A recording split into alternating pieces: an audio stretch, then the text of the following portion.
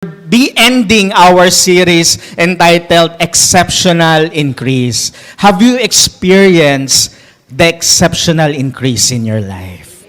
Amen ba? Sino nga yung naka-experience yun? Pumalakpak nga ng malakas yung naranasan, yung exceptional increase ni Lord sa kanilang buhay. Amen. No? Truly, the Lord has been good and faithful sa bawat isa sa atin. At wala ni isa na magsasabi na hindi nila na-experience yung katapatan ng ating Panginoon. Amen po ba? Na throughout the years, nag-celebrate tayo ng 18 years of anniversary ng Faith Works. Through that 18 years, you have been witness and you personally experience kung gaano kabuti at katapat ang ating Panginoon. Hindi lamang po sa atin, maging sa ating kapamilya. Tama po ba? Maging sa ating yung mga tao na nakapaligid sa atin ay naranasan din yung pagpapala na yon. So, may invite everyone to stand. Basahin po natin yung ating series verse, that will be coming on Genesis 39, verses 2 to 3. Ang sabi po dyan, the Lord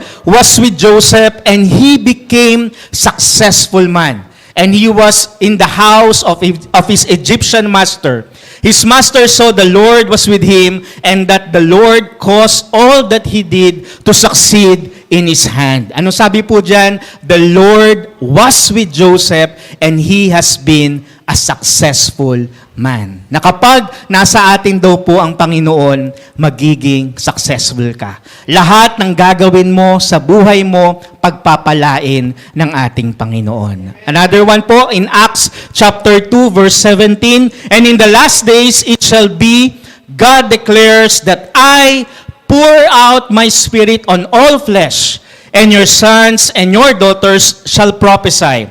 And your young men shall see visions, and your old men shall dream dreams. No? It is the Lord that is giving yung mga dreams and visions sa ating buhay. Wala po sa edad yon, no? Kahit ikaw ay bata pa, kahit ikaw nandun na sa golden years mo, the Lord is still able to give you visions and dreams sa bawat isa. Sige po, let's all pray. Our dear Heavenly Father, we just want to give you the highest praise and the highest glory for you are good, for you are faithful, Panginoon, sa bawat isa sa amin, O Lord God. And truly, O Lord God, we have witness, O Panginoon, in our whole life kung paano ka po kumilos sa aming mga buhay. And this morning, O Lord God, as we close our series about exceptional increase, O Lord God, Lord, we believe and we declare, O Lord God, that we truly continuously experience this exceptional increase in our lives, baging sa buhay ng aming mga kapamilya. Father God, we ask that your Holy Spirit be with us this morning, O Lord God. Lord, ikaw po ang magturo ng iyong salita sa bawat isa sa amin. Open our spiritual eyes, open our hearts, O Lord God, that we may receive the revelation that will transform our lives, O Lord God, in the name of Jesus. And truly, Panginoon, after this service, we will never be the same, O Lord God, in the name of Jesus. Lord, fill this place with your presence, O Lord God, and we declare, O Lord God, that this place is a holy ground where we could experience your presence and your glory in the name of Jesus. Lord, we are excited this morning, minister to us, O Lord God, and truly, Panginoon, na talagang matatanggap namin ang mensahe na ibibigay mo, that we will be blessed, that we will be filled with your power, that we will have dreams, that we will have visions, O Lord God, and Lord, that we may fulfill the plan and purpose you have given in our lives, O Lord God. Maraming salamat po, Panginoon. And Lord, may you anoint my lips, O Lord God. Whatever will be coming out in my mouth will be only for you and to glorify your name, O Lord God. Lord, this is our prayer in the name of the Father and of the Son and of the Holy Spirit. In Jesus' name, amen and amen. Palabang po natin ang ating Panginoon. Hallelujah! Amen. So sabi ko nga po, natapos na tayo ng 2 linggo o 2 buwan, no? 2 buwan ng ating serye. And let's have a very quick recap kung ano yung mga nangyari as we talk about the life of Joseph. Week 1, nakita natin that the age of 17, Joseph was given a God-given dreams. At the age of 17, kaya yung sinasabi natin, wala sa edad kung kailan ka pwedeng bigyan ng plano, ng panaginip, ng plan, ng purpose ng ating Panginoon sa iyong buhay. On week 2, nakita natin na sa buhay natin, there will be setbacks. No? There will be setbacks. Nakita natin yon sa life ni Joseph. Yung mga own brothers niya, no? Binetray siya. He was sold into slavery. Di ba po? But because he was with the Lord, no? Nung napunta siya sa Egyptian master na si Potiphar, pinagyaman pa rin siya.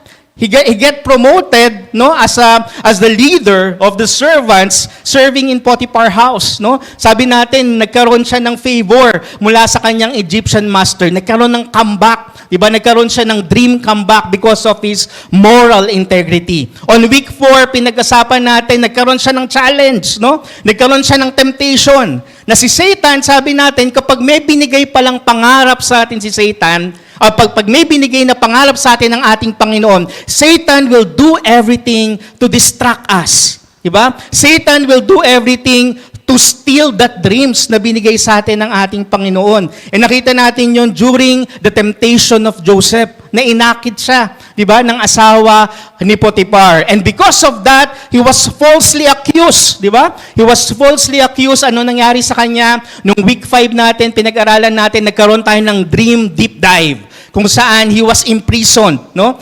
Kung saan nandun siya, in-imprison siya because of the sin he did not commit. Pero again, because the Lord was with Joseph, na kahit nandun siya sa prison, pinagpala pa rin siya ng ating Panginoon. Then because of the experience na naranasan niya, nagkaroon ng rebirth yung kanyang panaginip. When he got favor in the eyes of the Pharaoh, no? That is week 5, no? Na pinag-usapan natin, na promote si Joseph, ginawa siyang minister, no? Second in command in Egypt, no? Ito yung simula ng fulfillment ng mga pangako ng ating Panginoon kay Joseph. On week 7, nakita natin, niretrofit ng Panginoon yung kanyang plano para kay Joseph when he reconciled with his family. Imagine that, no? Yung journey, alam niyo po, 17 years old, binigay yung pangarap kay Joseph, na fulfill yon when he became second in command in Egypt, 30 years old na siya, no? Siguro hindi niya naisip na, yes, that is the vision na pinakita sa kanya, na luluhod sa kanya yung mga stars, the sun, the moon. So that is the leadership na binigay. Pero siguro never in his mind na pumasok, plano pa rin pala ni Lord na i-reconcile siya with his family. No? Kasama pala yon sa kanyang dreams, no? Yung dreams ng ating Panginoon sa kanya. And this morning, we will talk about the dream destiny, di ba? Ito na yung highlight, kumbaga ito na yung pinaka-highlight ng ating serye or yung ating series, no? For this 2-month na pinag-aaralan natin, that the Lord wanted for each one of us to achieve yung mga destiny na pinilano niya sa buhay natin. Amen po ba? Amen po, no? One thing that is good about the Lord na pwede nating panghawakan is that pinagplanuhan ka ng Panginoon. Amen po ba? Di ba ang hirap pag may ibang tao nagplano sa iyo?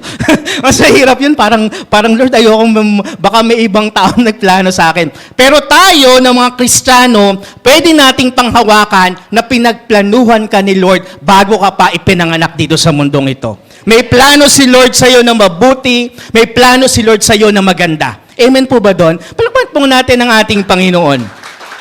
That the Lord has given us His plans even before we were conceived in this world. Na hindi pa siguro nagkakakilala yung mga magulang natin, may plano ng maganda ang ating Panginoon sa bawat isa sa atin. Alam niyo po, I would like you to show this picture. This is the picture ng mga Burmese people in the early 1900s. Burmese people, sila po yung mga tao na nakatira sa Burma. So, siguro kung hindi niyo po nalalaman, yan na po yung bagong pangalan ng Burma ngayon is Myanmar, no? Myanmar. So, Asian country sila at naging colony din sila ng British. So, mapapansin niyo on the early 17, 18, and 1900s, yung British talaga, kumukuha sila ng mga colony, ng mga territory. Isa doon yung India, di ba po? Kaya may mga influences na one of the na-colonize, no, ng British is the Myanmar or the Burma. Now, ang Burma po or yung mga Burmese people usually highly influenced sila by Buddhism, no?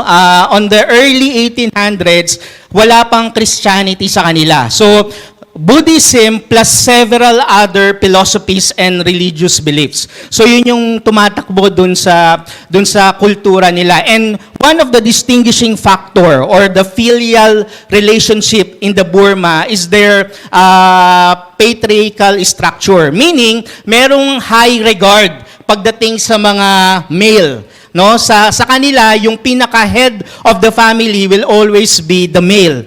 And even sa mga susunod na generation, yung mga lalaking anak, sila yung sumusunod na magmamana or magsasabihin na natin, sila yung merong control doon sa pamilya nila. Another distinguishing filial relationship is that meron silang tinatawag na shared responsibility. Ano po ibig sabihin ng shared responsibility? Sa Burmese people, usually they gathered in clans. So mapapansin nyo po kapag binasa nyo yung history nila, marami kayong mapapansin o mababasa na different clans dyan. So usually, yung mga extended family, usually nandun lang sila sa mga clan nila. Kasama nila yung mga clan nila. And most of the time, yung mga responsibility, ginagawa ng mga clan members. So kaya nagkakaroon sila ng close family ties. Now, during that time, no, early 1800s or 1900s, on the other part of the world, there was a certain person na nagkaroon ng burden. Nagkaroon siya ng burden to share the word of the Lord for those people na hindi pa nakakarinig ng gospel. Ang pangalan niya po si Adoniram Hudson, no? Adoniram Hudson. Adoniram Hudson, kasama nung kanyang first wife, were the first commissioned American missionary. So kapag nagbasa kayo ng mga kwento about missionaries, laging nandun yung pangalan ni Adoniram Hudson. Now, ano po ba yung dream ni Adoniram Hudson? Let's see, ano ba yung passionate dream na meron siya? Ang sabi po dito, he had a passionate dream to win countless souls for Christ in a land that had never heard the gospel. That was his dream. That was his vision. Na maraming makarinig ng salita ng Panginoon sa isang lugar na hindi pa nakikilala ang ating Panginoon. No, from the American, no, dun sa western papunta dito sa Asian countries, which is Myanmar or Burma. So nagpunta sila doon na mag-asawa, nag-mission sila. And he spent 40 years of his life, no, para lang mag-mission at maraming mga Burmese people ang nakakilala sa ating Panginoon. Again, fulfilling this dream was never easy. Especially sa mga life ng mga missionaries na dapat, especially during those times, no, nung early 1800s or 1900s, napakahirap ng buhay ng isang misyonaryo. No, alam niyo po, he was encountered illnesses, no? Alam natin dun sa native kasi yung lugar ng Myanmar before 'di ba? Diyan uso yung malaria, yung tipong pag nagkasakit ka sa lugar na ito, alam mo na hanggang doon na lang. Kasi there's no modern medicine Unlike doon sa mga western countries that they have an access, di ba? Meron silang access sa mga medicine. Pero dito sa mga lugar na ito na medyo hirap yung access sa medicine. So another thing, nakulong din siya. He was imprisoned, no? Because he was sharing the word of the Lord. And one tragic incident in his life which namatay yung kanyang asawa, namatay. Habang nakakulong siya, namatay yung asawa niya, maging yung 3 nilang anak namatay. So imagine that. Imagine kung nakulong ka na, nagkaroon ka ng malubhang sakit, 'di ba? Namatay yung asawa mo, namatay yung 3 mong anak, would you still continue? Would you still to pursue the dreams that you have kapag nandun ka sa sitwasyon na yon? Nakatulad ni Joseph, no, na pag-aralan natin sa mga nakaraang linggo. Sobrang dami yung pinagdaanan ni Joseph na pwede mong sabihin kung ikaw yung nandun, Lord, ayoko na, susuko na lang ako. O kaya, Lord, kunin mo na lang kaya yung buhay ko. Mas maigi kayang patay na lang ako kaysa nararanasan ko yung mga bagay na to. But then again, nakita natin dito sa story ni Hudson is that he never lose faith. He remained steadfast. He continued to persevere kung ano yung dreams na nilagay sa kanya ng ating Panginoon. One of the greatest contribution ni Hudson, no, sa missionary field is that he was able to translate yung Bible into languages, yung local languages ng mga Burmese people. Kaya mas marami rin na nakakilala sa ating Panginoon because na-translate niya yung pinaka Bible and many works, no, na mga pwedeng pagkuwanan ng reference, no. Kaya maraming nakakilala po sa ating Panginoon because of this work. Next slide please. Yan po, no? Yan. Next slide. Yan. Sabi po dito ni Adoniram Hudson, there can be no doubt that the blessing of which believers are heirs is justification by faith. And that the promise according to which they are heirs to this blessing is the gospel promise made to Abraham. Alam niyo po mga kapatid, when you became a Christian, that is a fulfillment of God's promise way back to Abraham. Way back to our forefathers, no? Kapag tayo nakakilala sa ating Panginoon, sinasabi dito ni Hudson is that kapag nakakilala tayo sa ating Panginoon, this is our inheritance. This is our blessing na gusto nang matanggap ng ating Panginoon sa bawat isa sa atin. Sabi po natin, God-given dreams are planted in our hearts by the Holy Spirit, who has the power to impact our lives in our journey of fulfilling our destiny. Kaya ka nagkakaroon ng mga God-given dreams and God-given visions, ang Holy Spirit yung nagpa-plant sa puso natin nun. Kaya nga po, di ba mga kapatid, kapag nagbigay ng vision sa atin si Lord, na kahit anong gawin ng mga tao sa paligid natin, hindi mapipigilan yung pangarap na yon. Tama po ba? Na hindi mapipigilan ng kahit na sino, no, na kahit na sino yung mga bagay na binigay sa atin ng ating Panginoon. Yung bawat pangako ng ating Panginoon sa atin, kapag si Lord yung nagbigay, kapag nilagay niya sa puso mo yon, you will be able to fulfill it and it all shall come to pass. Sabi po natin, divine promise and generational blessings are part of God-given dreams. There will always be a divine promise and generational blessings kapag nagbigay ng pangako ang ating Panginoon. Ibig sabihin nito mga kapatid, hindi lang tayo yung nabe-bless kapag binigyan tayo ng pangako ng Panginoon. Bagkus, no, it flows to our sons, to our daughters, to their children and their children and their children. Katulad ng inawit natin kanina. Kaya nga po, bless, no? Bless yung mga generation na susunod sa inyo. It is because the Lord will always remember, no? Na, si Cheryl, ito, faithful to sa akin. Yung kaapu-apuhan ni Sister Cheryl will still be blessed because nandun yung faithfulness niya sa ating Panginoon. Amen po ba doon? That your families, that your children, the children of your children will be blessed because of you. Because you have been faithful to the Lord. Amen po. Palapakan po natin ang ating Panginoon. In Psalm chapter 100 verse 5, ang sabi po dito, for the Lord is good and His love endures forever.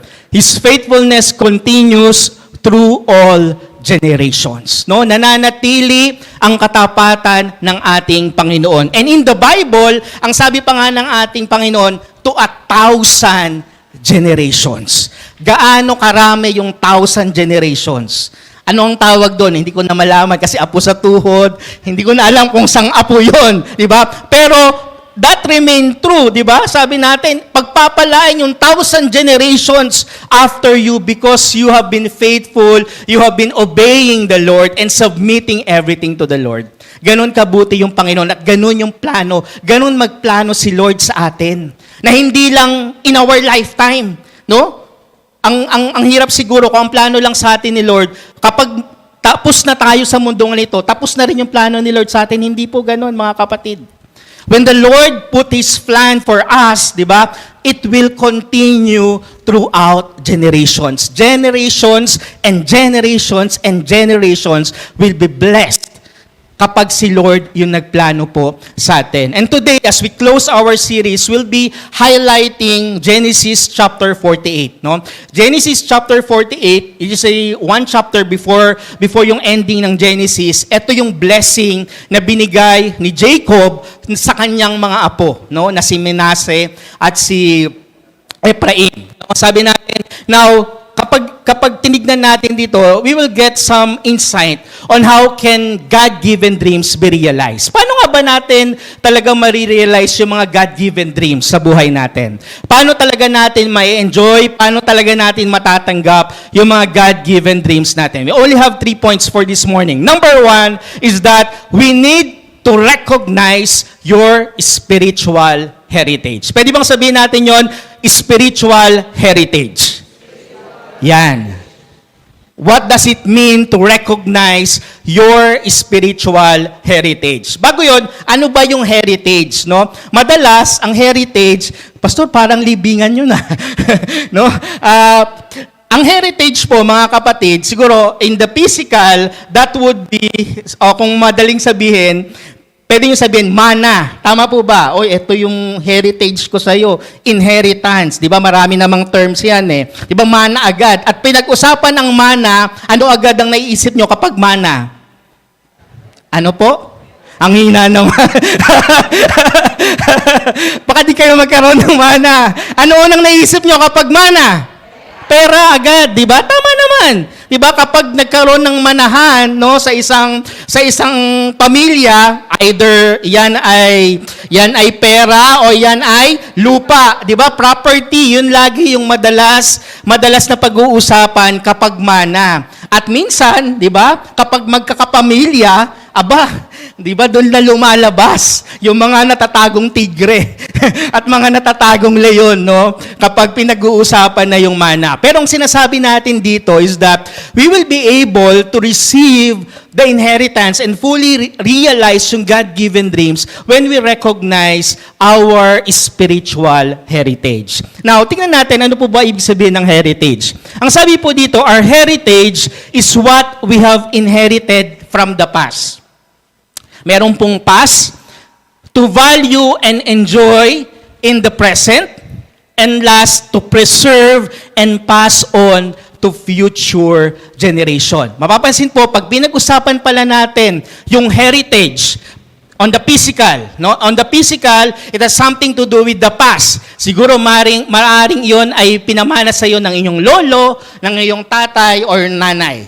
Sabi pa dyan, it's something to be value and enjoy in the present. So madalas, yung mga inheritance sa'yo, na-enjoy mo. Halimbawa, sa akin, dahil ako yung bunso, naiwan sa akin yung bahay.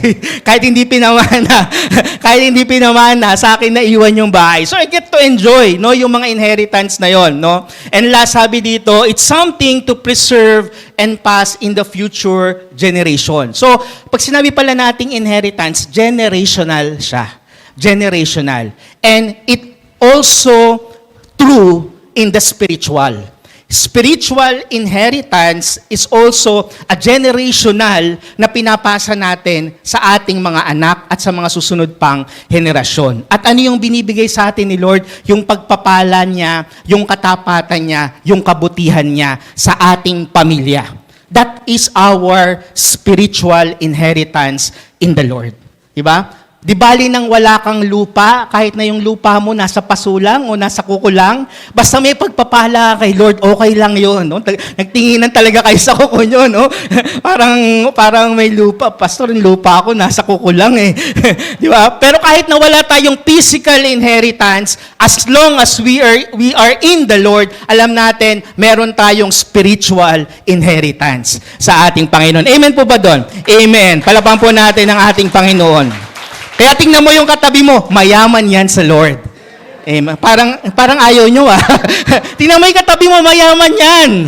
Ayan, baka may bumulong sa inyo, mag-usap tayo. Pagkatapos ng service, no? Mayaman tayo sa Lord dahil pinagkalooban niya tayo on every spiritual blessings that we could receive through our Lord Jesus Christ. Basahin natin sa Genesis chapter 48 verse 1 to 6. No, sabi dito, sometime later, Joseph learned that his father was very sick. Ito yung time na yung last week pinag-usapan, reconciled na sila with the family. At kung maaalala nyo sa story ni Joseph, nagkaroon sila ng favor sa Pharaoh. Ang sabi ni Pharaoh, sige, dalin mo yung buong angkan mo, ilagay mo sila sa pinakasaganang lupa. No? Nilagay sila doon sa land of Goshen. Kung babasahin nyo po yun sa Genesis, no? Yung land of Goshen, doon nakatira yung mga shepherds. No? Isang mayamang lupain siya, siguro nandun yung mga rich in pasture land. No, doon tumira yung pamilya ni Jacob kasama nung mga kapatid ni Joseph. So nung matanda na daw siya, so sabi dito, he took his two sons Manasseh and Ephraim and went to his father. When Joseph arrived, someone told Israel, "Your son Joseph has come to see you." Israel was very weak, but he tried hard and sat up in his bed. Then Israel said to Joseph, "God all-powerful appeared to me at Luz in the land of Canaan. God blessed me there. He said to me, I will make you a great family. I will give you many children, and you will be a great people. Your family will own this land forever." Tingnan muna natin yung naka-underline. Kanino unang ipinangako ito ng ating Panginoon? Kanino po? Kay Abraham. So mapapansin niyo po, dito pa lang pinapakita na si Lord talaga, generational God siya. Kaya mapapansin niyo rin po, pag nagbabasa kayo ng Bible in the Old Testament, they often called our Lord the God of Abraham, the God of Isaac, and the God of Jacob. Maraming beses sa Biblia, kapag nakita niyo yun, it also signified that God is a generational God. Naging tapat siya kay Abraham, naging tapat din siya sa panahon ni Isaac, at naging tapat din siya sa panahon ni Jacob. Kaya ito po yung sinasabi dito. Verse 5, basahin po natin. Verse 5, "Now you have two sons." Sabi po ni Jacob sa kanya, "These two sons were born here in the country of Egypt before I came." So si Manasseh at saka si Ephraim is literally son of Egypt. Kasi po, tandaan natin, si Joseph, nagkaroon siya nung naging prime minister siya ng Egypt, binigay si Potipera. Diba? Si Potipera na isang babae doon sa Ehipto, at nagkaroon sila ng dalawang anak. So meaning, si Manasseh at si Ephraim, yung inheritance sila sa Egypt, kasi they were sons of Egypt bago pa sila dumating, no? Bago pa dumating si Jacob doon sa Egypt. Your two sons, Ephraim and Manasseh, will be like my own sons. So ang ginawa ni Jacob dito, inampun niya, inari niyang anak si Manasseh at si Ephraim. Fast forward, that is also the reason kapag nung nagkaroon ng 12 tribes, nagkaroon ng 12 tribes ang Israel. Kaya mapapansin nyo, kasama sa 12 tribes si Ephraim at Manasseh. Kasi di ba po, nagkaroon ng hatian, 12 tribes yan, yung mga Levites, hindi sila kasama kasi sila yung magsiserve sa Lord. So kulang na ngayon ng 2 tribe, di ba? Kasi inalis si yung mga Levita eh. So kaya nagkaroon ng Manasseh at saka si Ephraim. So yun yung story nun. So going back dito. So ganun yung ginawa ni Jacob, na aampunin ko si Manasseh at aampunin ko si Ephraim. Kapag inampun tayo, di ba? Kapag inampun tayo, kasama ka ba sa manahan? Amen.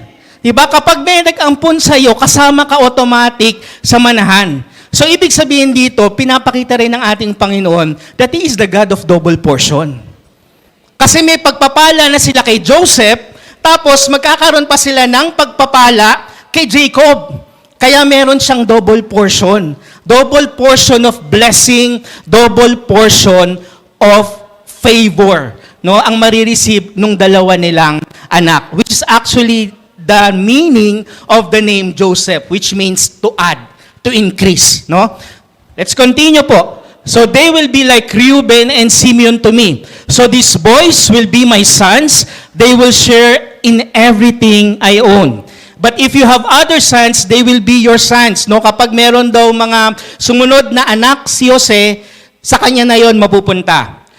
Sabi pa dito, but they will also be like, in the future, they will share in everything that Ephraim and Manasseh own. Okay? Next slide, please. Yan, sabi natin, our spiritual heritage is anchored in God's goodness and faithfulness to our family, which is promised to continue for generations to come. Ito po yung sinasabi natin na kapag nagbigay ng pagpapala si Lord sa atin, hindi lang para sa atin yon. Talakip ng pagpapala na yon ay ang pangako ng ating Panginoon na pagpapalain din niya yung mga susunod na henerasyon sa atin. Yun yung nakita natin sa case ni Manasseh at ni Ephraim. Now, tingnan natin, ano ba yung ibig sabihin ng pangalan ni Manasseh?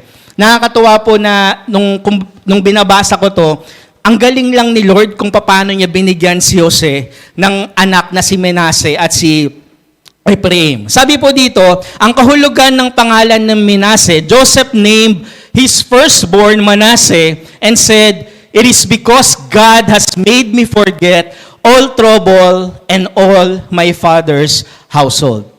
Alam natin sa story ni Joseph, nakaranas siya ng napakadaming sakit at hirap dahil sa mga kapatid niya. And what does it mean for us?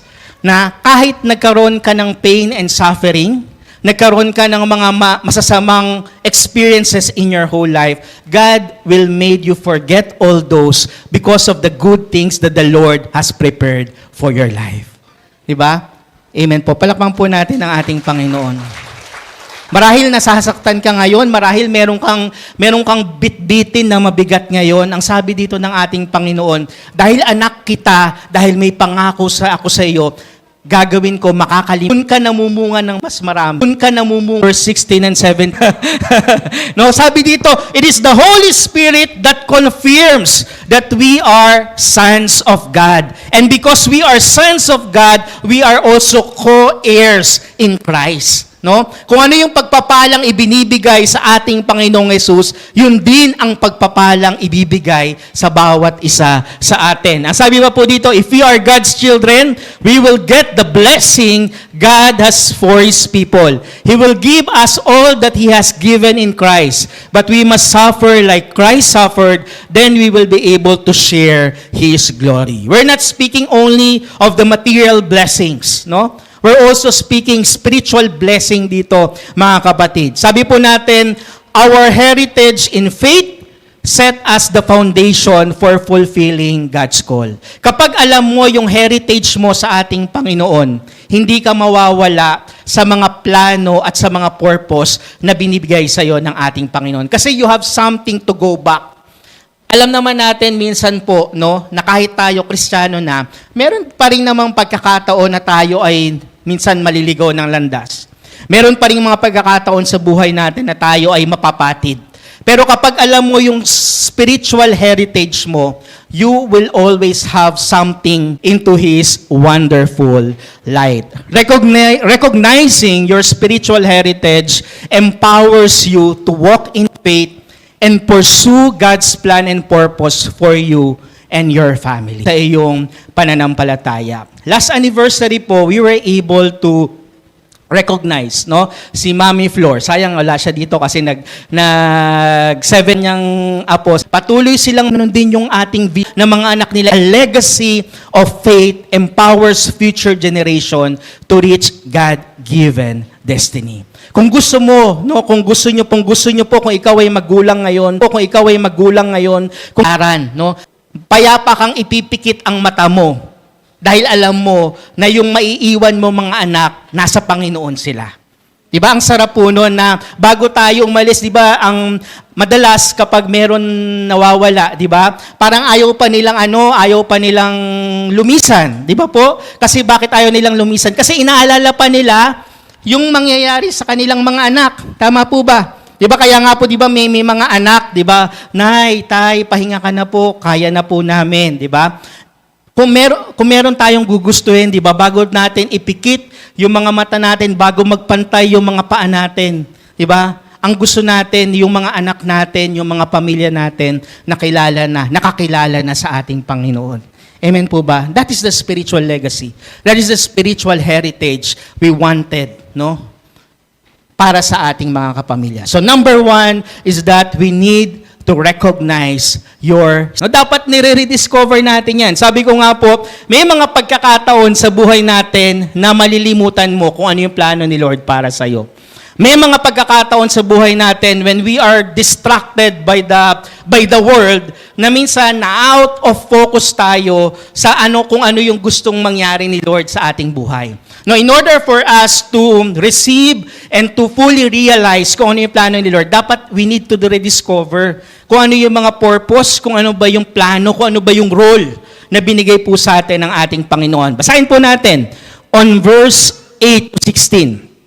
Then Israel saw Joseph's sons. Israel said, "Who are these boys?" No, medyo malabo na po kasi yung mata ni Jacob. Sabi niya, sino yung dalawang to? Sabi niya, "These are my sons. These are the boys God gave me." Israel said, "Bring your sons to me. I will bless them." Israel was old and his eyes were not good.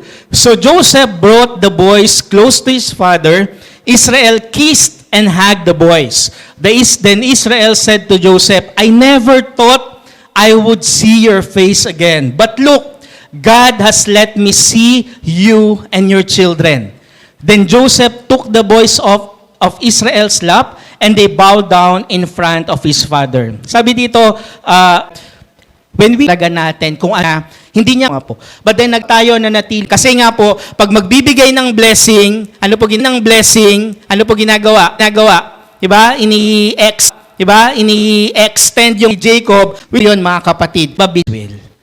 Na magkakaroon ng katuparan yung mga pangarap natin, magkakaroon ng katuparan yung mga plano ni Lord sa buhay natin when we humbly submit sa kanyang kalooban. Sabi po, next slide please. In Ephesians chapter 4 verse 1 to 3, as a prisoner for the Lord, this is Apostle Paul speaking, I urge you to live a life worthy of the calling you receive. Dapat daw mamuhay tayo ng naaayon at nararapat sa ibinigay ng ating Panginoon sa be patient, bearing with one another in love. Make every effort to keep the unity of the Spirit through the bond of peace. No? Ibig sabihin, para daw tayo ay magkaroon o maging worthy sa calling na binigay sa atin ni Lord, ito daw yung kailangan nating gawin. Sabi dyan, ano po una? Dapat daw, be completely humble and gentle. Baka naman mayabang ka kasi.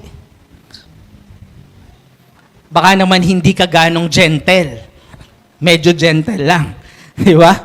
Ang sabi pa dito, be patient. No. Mahaba ba yung PC mo sa mga taong nakapaligid sa iyo? Mahaba ba yung PC mo sa mga sinesharean mo, sa mga ipinagdadasal mong tao? Ang sabi pa dito, bearing one with one another in love. Di ba? Make every effort to keep unity of the Spirit. Peacemaker ka ba? Diba? Are you a peacemaker in your family, in your community, in your ministry? Sabi po natin, God doesn't just call the capable. He calls the willing and available. If you need to rediscover your calling, if we need to rediscover yung role natin in God's kingdom, lahat tayo capable. Tama po ba? But the next question is, are you willing and are you available? Di ba po? Minsan, you have the highest honors. Pwede kang ikaw yung manager, pwede ikaw ay VP sa company. The question is, are you willing to be used by the Lord? Are you willing to partake in the work of the kingdom of the Lord? Are you available? Di ba? Marami na tayong nakita na sinasabi natin na walang degree, walang college degree, and yet, ginagamit ng Lord mightily. Because yung tao na yon, willing siyang magpagamit kay Lord at available siyang magpagamit sa Lord. Kahit gaano ka kagaling, kung hindi ka naman available, hindi ka rin gagamitin ni Lord. Diba? Sabi nga diba sa Biblia kung ayaw yung magpuri sa Lord, the Lord can create from the stones na magpupuri sa Lord. Kung ayaw mo magpagamit sa Lord, magre-raise up si Lord na mga taong gagamitin niya para sa kingdom niya. And you know what? You miss the opportunity to be blessed dahil hindi ka nagpagamit sa ating Panginoon. So ang sabi natin, as long as you have the opportunity, 'Di ba? As long as binigyan ka ng pagkakataon ni Lord para magamit sa kanyang kaharian, then do so. Ibigay mo na yung lahat mo. Ibigay mo na yung 100% mo para maglingkod sa ating Panginoon.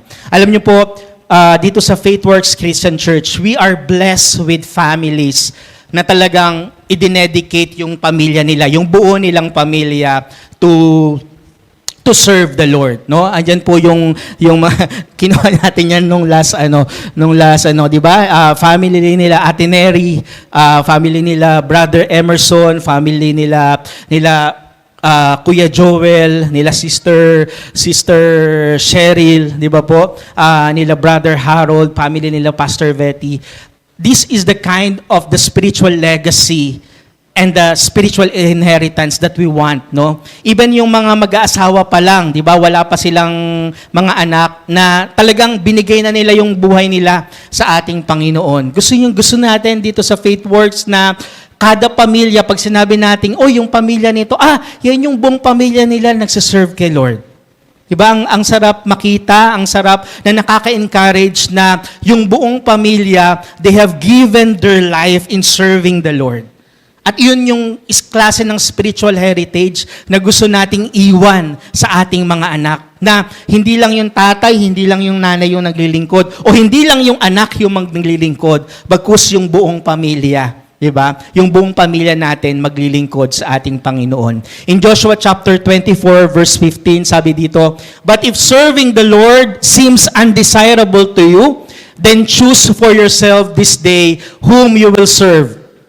Whether the gods your ancestors served beyond the Euphrates or the gods of the Amorites in whose the land you are living." Ang sabi po ni Joshua, "But as for me and my household, we will serve the Lord." Pwede ba nating basahin yung last na line, and can we just claim it para sa ating pamilya? Amen po ba doon? Sige nga po, basahin natin. "But as for me and my household, we will serve the Lord." Amen po, palapan po natin ang ating Panginoon. So, yun po yung gusto natin. We're praying, no, na maraming mag-respond dun sa call ni Lord sa kanyang ministry at pag-serve sa kanyang kingdom. Again, sabi nga natin, malapit nang matapos yung ating miracle building.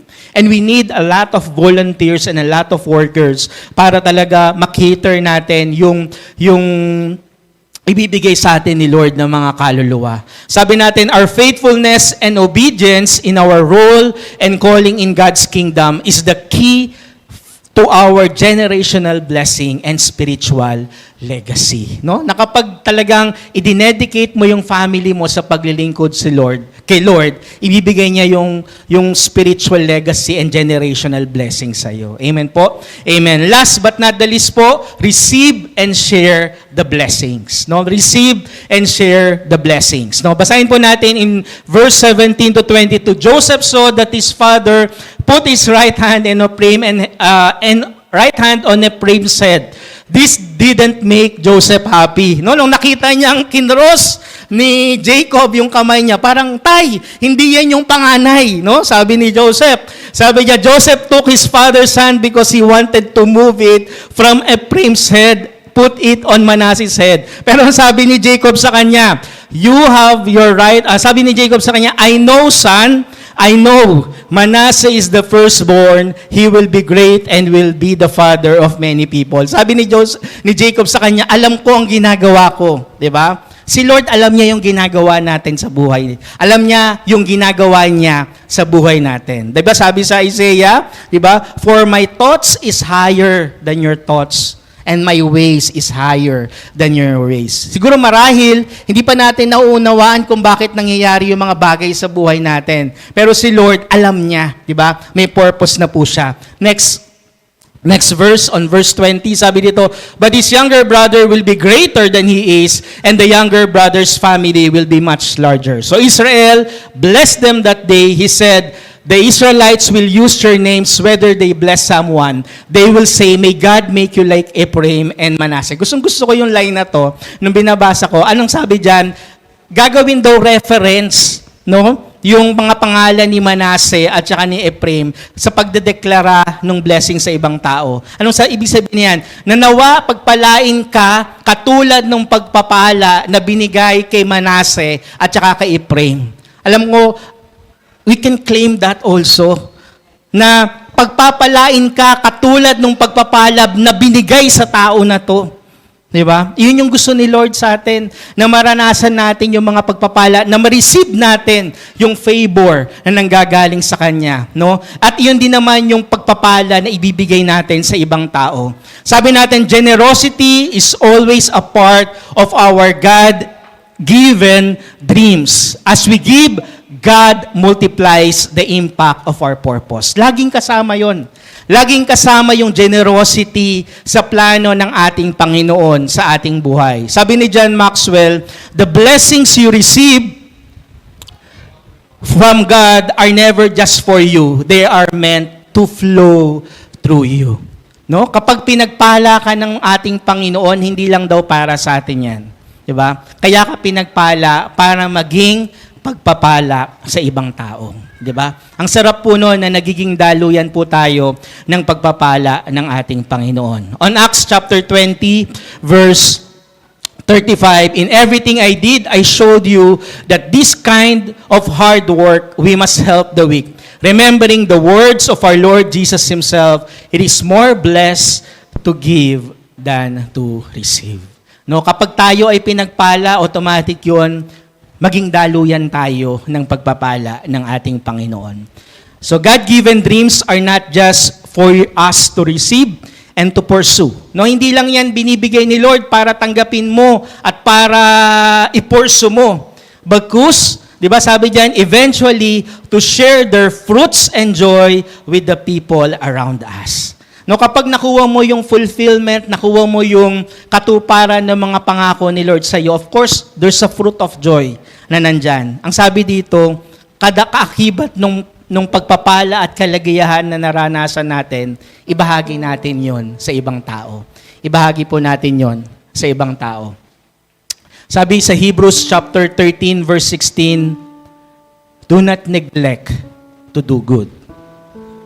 Do not neglect to do good and to share what you have, for such sacrifices are pleasing to God. Minsan may pagkakataon na parang ang hirap magbigay.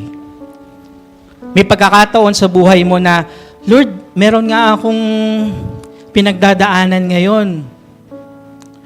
Bakit pa ako tutulong? Lord, ang hirap ng buhay ko ngayon. Meron pa akong mga naka-pending na kailangang tustusan. Bakit ako magbibigay?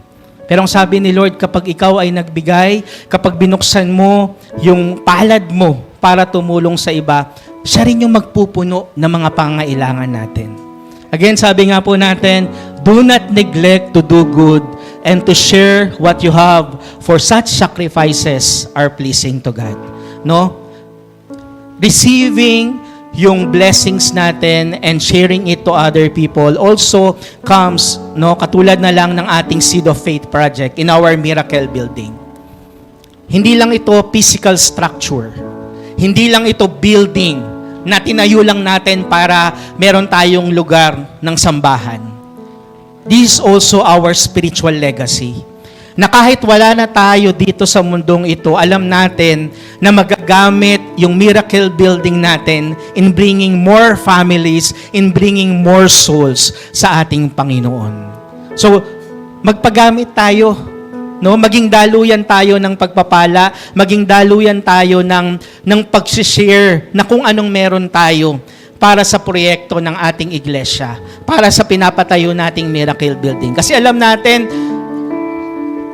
even 1,000 generations mabibless sa pamamagitan ng sinisimulan natin ngayon. Marahil hindi pa natin nakikita yung talagang grand scale na plano kung bakit binigay yung vision na to sa atin. But then again, alam natin by faith, no? By faith, alam natin many will know Jesus Christ dahil sa simbahan na ating ipinapatayo. Sabi nga natin, hindi naman tayo nagpapatayo ng structure. We're building lives. and we're ushering souls sa ating Panginoon. Generational blessings flow as we teach our children to have a cheerful and compassionate heart of giving. Ituro natin sa ating mga anak. At maganda na nakikita ng ating mga anak na ang ating na kanilang mga magulang, di ba? Nagsisimula sa magulang yung pagtuturo ng pagiging mapagbigay at nagpapagamit para sa kingdom ng ating Panginoon. So in conclusion po mga kapatid, again, in order for us to fully realize, the God-given plans and visions that the Lord has for us, we need to recognize our spiritual legacy. And our spiritual legacy came from our Lord Jesus Christ. We need to rediscover our role, in God's plan. And number 3 po, we need to receive and share the blessings that the Lord has for you and your family. Next slide, please. So in Ephesians chapter 1, verse 8, I pray that the eyes of your heart may be enlightened, in order that you may know the hope to which He has placed on you, the riches of His glorious inheritance in His holy people. Ang laki ng plano ni Lord sa bawat isa sa atin. Ang ganda ng plano ni Lord para sa Faithworks Christian Church. At bilang kabahagi ng iglesyang ito, kasama kayo sa pagpapalang yun. Kasama kayo sa mabuti at magandang plano ng ating Panginoon. Hindi lang para sa atin, maging sa inyong mga anak, maging sa magiging anak nila at sa magiging anak pa nila. In 1,000 generations, the goodness and the faithfulness of our Lord will flow. Amen. Sabi po natin, in Christ, our God-given dreams always come with the promise of fulfillment and generational blessings. Kapag nangako si Lord sa inyo, may kasamang pangako yun, natutuparin niya. Kapag nangako si Lord sa inyo, may kasama na yon ng pangako ng pagpapala para sa pamilya nyo. Hindi lang kayo ang pagpapalain, bagkus ang buong pamilya nyo. Amen. Palapakan po natin ang ating Panginoon. Can we all stand up? Before I end, gusto kong basahin natin yung declaration na binigay ni Jacob kay Joseph. As we end this series, as we end our series of our exceptional increase, about exceptional increase, let us declare na yung exceptional increase topic will not just be a topic. Bagkus talagang maranasan natin, dumaloy sa ating pamilya, masaksihan natin, masaksihan natin sa ating buhay. And let's all read in Genesis chapter 49, verse 22 to 25. When Jacob is about to die, nagbigay siya ng declaration sa kanyang 12 anak. And this was the declaration to Joseph. And I want you this morning na i-claim din natin ito. As we are sons and daughters of our Lord, pwede nating i-claim yung declaration na ito sa ating buhay at sa ating pamilya. Ang sabi po dito, Joseph is a fruitful vine near a spring whose branches climb over a wall. Alam mo mga kapatid, kapag na kay Lord ka, you are a fruitful vine. Para kang isang puno na nakatanim malapit sa spring, malapit sa tubigan kung saan yung branches mo will extend. That the Lord will give you so much fruit. Ang sabi po dito, with bitterness archers attack him. They shot at him with hostility, but his bow remained steady. His strong arm stayed limber because of the hand of the mighty one of Jacob. Meron mang kaaway sa paligid mo. Meron mang mga taong naninira sa'yo, hindi sila magtatagumpay. Dahil hawak-hawak ka ng ating Panginoong Jesus. Ang sabi pa po dito, because of the shepherd, the rock of Israel, because of your father's God who helps you, because of the Almighty who bless you with blessings above the skies, blessings of the deeps below, blessings of the breast and womb. That is the kind of blessing na ibibigay niya sa atin, mga kapatid. The blessing that will pour out to your family. The blessing that will pour out to your children, to their children, and to their children. Claim that blessing today, mga kapatid. Claim that blessing right now in the name of Jesus. Sige. Father God, we just want to give you thanks and to give you praise, O Lord God. For you have been faithful in our family. For you have been faithful in our lives, O Lord God. And Lord, katulad po ng inawit namin, we just come to you humbly, O Lord God, and asking for your guidance in our life, Panginoon. And Lord, katulad po ng buhay ni Joseph, may we be able to follow you, to obey you, and to submit to you, O Lord God. And Lord, in this morning, O Lord God, I would like to bless all the parents right now who are here in this place and those who are watching through live, O Lord God. Lord, sa bawat magulang na nandito ngayon, all the fathers and the mothers, O Lord God, Lord, I pray that you would strengthen them in raising their family, O Lord God. Lord, allow that they will become a good example of faithfulness, a good example to their children kung paano kanila sinundan, kung paano sila naglingkod sa iyo, O Lord God. And Lord, in the mighty name of our Lord Jesus Christ, Lord, we are breaking the generational curses in our family right now. Lord, in your mighty name, O Lord God, we are breaking the generational curses, the sickness, the poverty in our family right now, in the name of Jesus. In the name of Jesus, O Lord God. And Lord, in your mighty name, Panginoon, we are declaring and opening the doors of generational blessings sa aming pamilya, sa aming mga anak, Panginoon, and to their generations and generations to come, O Lord God, na Lord, kung paano ka naging faithful sa aming mga magulang, Panginoon, we will experience a double portion of your faithfulness and goodness in our family, in the name of Jesus. Lord, you will protect our family. You will bring us favor, O Lord God. Lord, what no eyes have seen, what no ears have heard, Panginoon, yun ang inihahanda mong ipagkaloob sa bawat pamilya ng Faithworks Christian Church in the name of Jesus. Lord, I also pray that you would bless the work of our hands, Panginoon, especially to the parents right now, Panginoon, sa bawat magulang na nagtatrabaho, sa bawat magulang na nagpapagal para sa kanilang pamilya, O Lord God. Lord, I pray that you would give them the strength, that you would give them the grace, and you clothe them with your love in the name of Jesus. Lord, alam mo ang bawat iyak ng magulang na nandito ngayon. Alam mo ang bawat panalangin ng magulang na nandito ngayon para sa kanilang mga anak.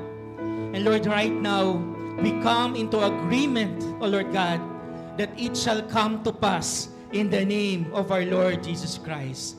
Lord, maraming salamat po, Panginoon. Lead every family in Faithworks Christian Church, O Lord God, to fully realize the plans and purpose you have for them in the name of Jesus. In the name of Jesus. Lord, maraming salamat po. I would like to call on din yung mga anak. Nandito ba yung mga nasa kids church? Can we ask the children, yung mga, kung hawak nyo po yung mga anak nyo, can you please come in front? We just want to pray for you. Na lahat ng mga anak natin, nakatulad ng blessing na binigay kay Manasseh and Ephraim, as families, as sons and daughters, as parents, can we just declare to them? Sige po, lahat po ng, yung mga nasa kids church, can we usher them here in front? Sige po. Ayan.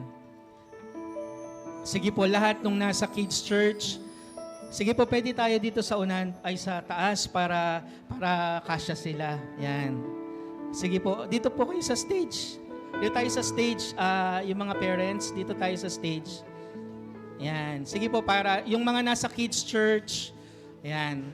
Sige. Sige po, dito tayo sa stage para magkasya tayong lahat.